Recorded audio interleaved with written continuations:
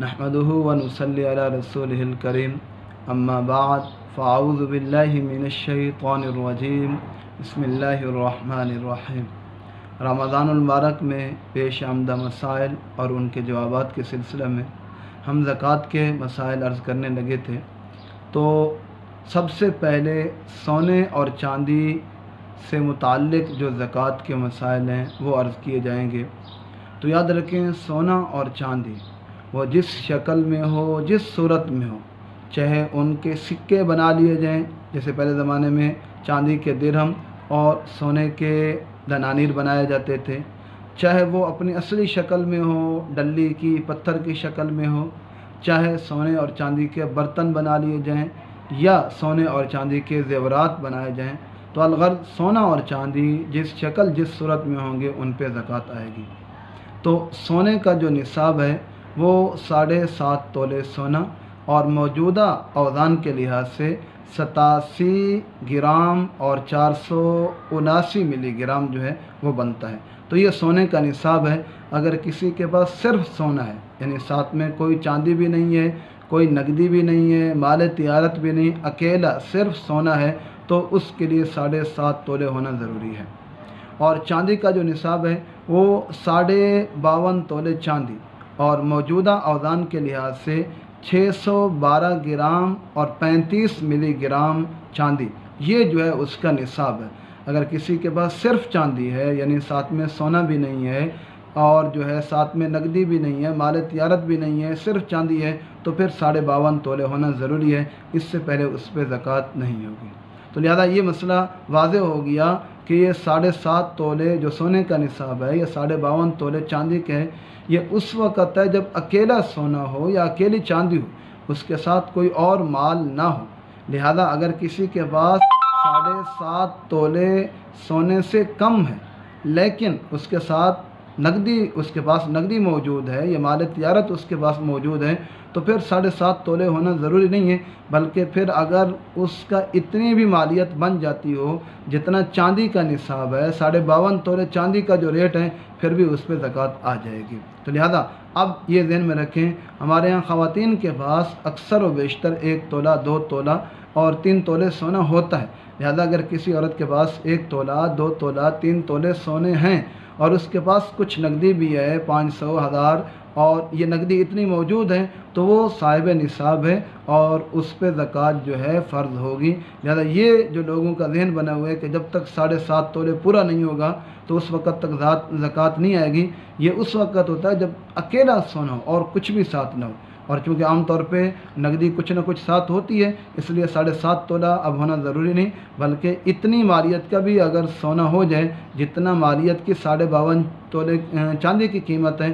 تو زکوٰۃ آ جائے گی، اور وہ تقریباً آج کل کے لحاظ سے 48,000 روپیہ بن رہا ہے۔ لیکن یہ چونکہ ریٹ چاندی کا مختلف ہوتا رہتا ہے، ہر زمانے میں چاندی کا ریٹ معلوم کر کے اس کے مطابق جو ہے حساب کر لیں۔ اب دوسری بات کرتے ہیں ہم زیورات کے ہی متعلق جو دوسرا مسئلہ ہے کہ زیورات جب بناتے ہیں تو اس میں سونے کا زیور ہے، مثال کے طور پر تو سونا ہوتا ہے لیکن کچھ نہ کچھ اس میں کھوٹ بھی ہوتی ہے، یعنی دوسری دھات بھی شامل کی جاتی ہے، کچھ تانبا، کچھ لوہا، پیتل، کچھ نہ کچھ تھوڑی بہت کھوٹ ہوتی ہے۔ خالص سونے کا ہو یہ بہت ہی مشکل ہوتا ہے۔ تو اب اس کے بارے میں کیا حکم ہے؟ جب زکوٰۃ دیں گے تو آیا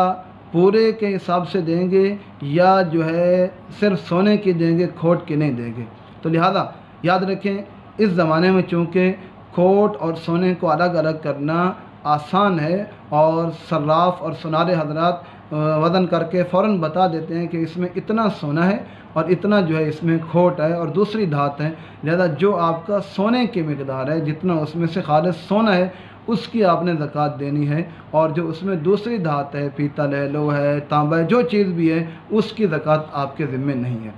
اسی طرح یہ بھی ذہن میں رکھیں، زکوٰۃ جو آپ دیں گے وہ قیمت خرید پر نہیں، قیمت فروخت پر، یعنی جتنے کا آپ نے خریدا تھا اس قیمت پر نہیں دیں گے، بلکہ جس قیمت پہ آپ بیچنے جائیں، صراف اور سنارے حضرات جس ریٹ پر اور جس قیمت پر آپ سے آپ کا سونا خریدیں گے اسی کے لحاظ سے آپ زکوٰۃ دیں۔ یعنی آپ یوں بھی کہہ سکتے ہیں کہ جب آپ زکوٰۃ دینے لگیں تو مارکیٹ میں لے جا کر کے اپنے سونے کا ریٹ لگوا لیں اور صرافوں سے معلوم کر لیں کہ یہ کتنے کا ہے، تو جتنا بتائیں اتنے کے حساب سے آپ اس کی زکوٰۃ دیں۔ یہ اس لیے کہ جب صراف حضرات بیچتے ہیں تو ان کا ریٹ اور ہوتا ہے، جب وہ گاہک سے خریدتے ہیں تو ان کا ریٹ اور ہوتا ہے، تو لہٰذا جو گاہک سنار کو یا صراف کو جس قیمت پہ دیتا ہے اس قیمت کا اعتبار کر کے آپ زکوٰۃ دیں۔ تو عام طور پہ اس قیمت میں فرق ہوتا ہے، تو لہذا وہی قیمت جو صراف گاہک سے لیتا ہے، جس قیمت پر خریدتا ہے، اس قیمت پہ جو ہے زکوٰۃ سونے اور چاندی کے نکالی جائے۔ اور یہ تو تھا سونے اور چاندی کے زیورات کا حکم۔ تو جو مصنوعی زیورات آج کل بن رہے ہیں، آرٹیفیشل جنہیں کہتے ہیں،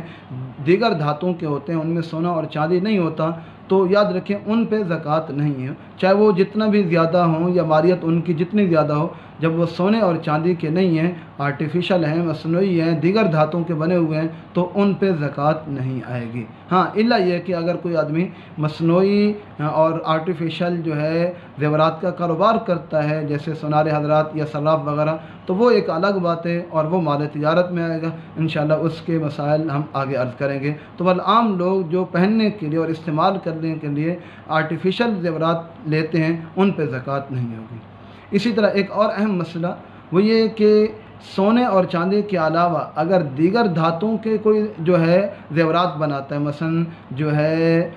ہیرے کے، جواہرات کے، موتیوں کے، ان چیزوں کے بناتا ہے، تو آیا ان پہ بھی جو ہے زکوٰۃ ہوگی یا نہیں؟ تو یاد رکھیں زکوٰۃ جو ہے وہ صرف سونے اور چاندی پر ہے، دیگر دھاتوں پر نہیں ہے۔ دیگر دھاتیں چاہے قیمتی ہی کیوں نہ ہوں، سونے اور چاندی سے مہنگی اور مالیت میں زیادہ ہی کیوں نہ ہوں، ان پہ زکوٰۃ نہیں آتی۔ لہذا اگر کسی نے ہیرے اور جواہرات کے اپنے ہار بنوائے ہیں یا دیگر زیورات بنوائے ہیں تو اس پہ زکوٰۃ نہیں آئے گی، اگرچہ اس کی قیمت لاکھوں میں یا کروڑوں میں ہی کیوں نہ ہو، کیونکہ زکوٰۃ جو ہے وہ مخصوص مال پر ہوتی ہے، ہر مال پر نہیں ہوتی، اور ان میں سے سونا اور چاندی بھی ہیں۔ تو بہرحال ہیرے اور جواہرات کے جو زیورات ہیں ان پہ زکوٰۃ نہیں ہوگی۔ ہاں اگر کوئی ان کا کاروبار کرتا ہے، ان کو خریدتا اور بیچتا رہتا ہے، تو پھر اس پہ زکوٰۃ آئے گی اور وہ کاروبار والی زکوٰۃ ہوگی، اور انشاءاللہ اس کے مسائل ہم آئندہ عرض کریں گے۔ اللہ تبارک و تعالیٰ سے دعا ہے کہ اللہ تعالیٰ ہمیں دین کے مسائل سیکھنے اور ان پہ عمل کرنے